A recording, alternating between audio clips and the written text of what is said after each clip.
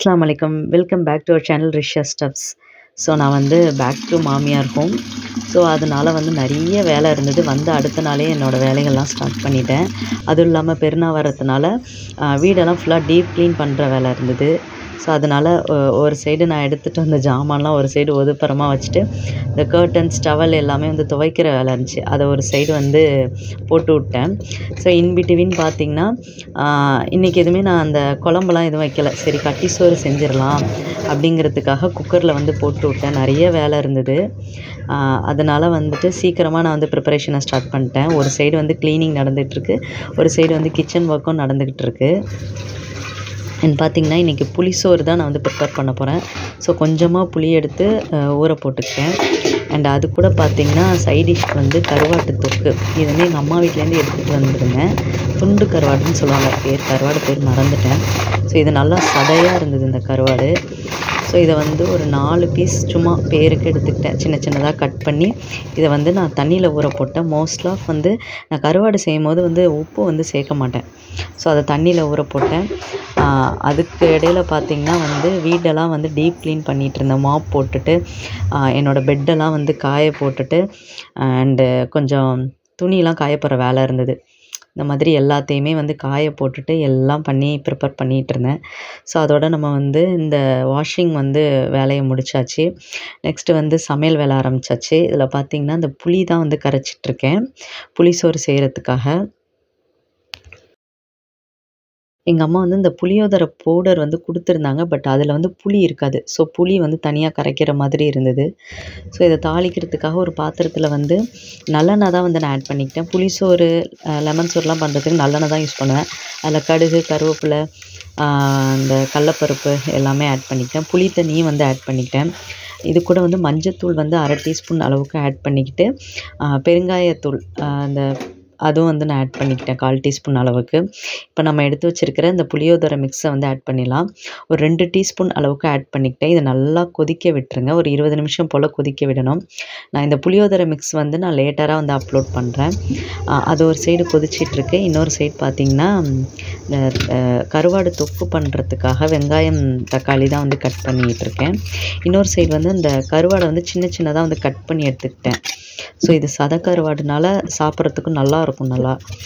So அதை வந்து நல்லா சின்ன சின்னதாக கட் பண்ணி எடுத்துக்கிட்டேன். அதை வந்து மிளகாத்தூளும் மஞ்சத்தூளும் போட்டு ஜஸ்ட்டு வந்து மேரினேட் பண்ணி வச்சிட்டேன்.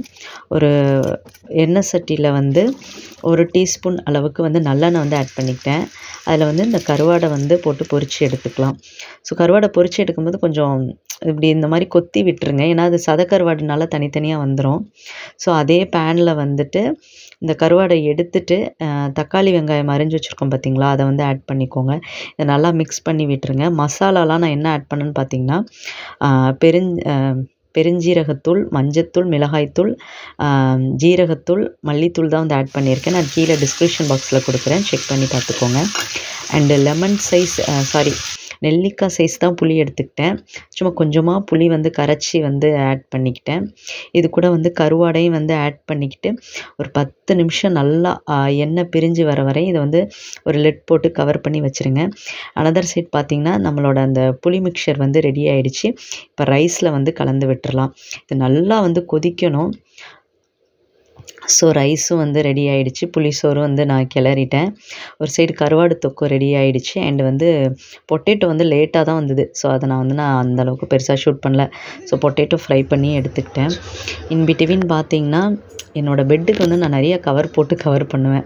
அது அப்போலேருந்து பழக்கமாகிடுச்சு. ஸோ எங்கள் அம்மா வந்து பெட்டுக்கு வந்து கவர் வந்து ஸ்டிச் பண்ணி கொடுத்துருந்தாங்க. இந்த நீட்டு தலைவாணிக்கு, அப்புறம் பெட்டுக்கெலாம். நீட்டு தலைவாணினா மோஸ்ட் ஆஃப் வந்து தெரியாது, நான் காட்டுறேன் கடைசியாக.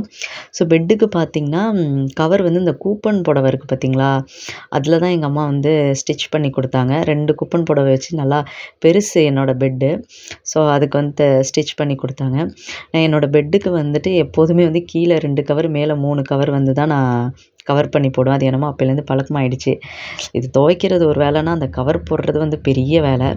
ஸோ ரூமெல்லாம் எல்லாமே நான் க்ளீன் பண்ணிவிட்டு அதை இடத்துல வந்து வச்சுட்டு ஸோ பெட்ஷீட் வந்து போடலான்ட்டு எடுத்து வச்சுருந்தேன். ஆல்ரெடி 2 பெட்ஷீட் போட்டுட்டேன் கீழே. மேலே 2 பெட்ஷீட்டுக்காக நான் இந்த பெட்ஷீட் வந்து போட்டுட்ருக்கேன். அண்ட் பார்த்திங்கன்னா இது எல்லாமே சாப்பிட்டு முடிச்சுட்டு ஈவினிங் போல் தான் பண்ணேன். ஏன்னா ரொம்ப எனக்கு டயர்டாகிடுச்சு. இன்னைக்கு ஃபுல்லாக செம்ம ஒர்க்கு. இதுதான் நீட்டு தலைவாணி. மோஸ்ட் ஆஃப் இது யாருக்குமே தெரியாது. எங்கள் சைடு வந்து இது வந்து இந்த மாப்பிள்ளை தலைவாணின்னு சொல்லுவாங்க. காலுக்கு போட்டுப்பாங்க. ஸோ அதுக்கு வந்து உரைய மாட்டி விட்டாச்சு. ஸோ எல்லா வேலையும் முடிச்சுட்டு ஈவினிங் வந்து ரிலாக்ஸாக ஒரு வந்து டீ போட்டு அதுவும் குடிச்சாச்சு. இதோட வந்து இந்த விலாக் வந்து எண்ட் ஆகுது. கண்டிப்பாக உங்களுக்கு இந்த விலாக் பிடிச்சிருக்குன்னு நினைக்கிறேன். பிடிச்சிருந்தா கமெண்ட் செக்ஷனில் சொல்லுங்கள். நம்ம சேனலை இதுவரையும் சப்ஸ்கிரைப் பண்ணாமல் இருந்தீங்கன்னா சப்ஸ்கிரைப் பண்ணிடுங்க. கீழே இருக்க பெல் ஐக்கானே கிளிக் பண்ணிடுங்க.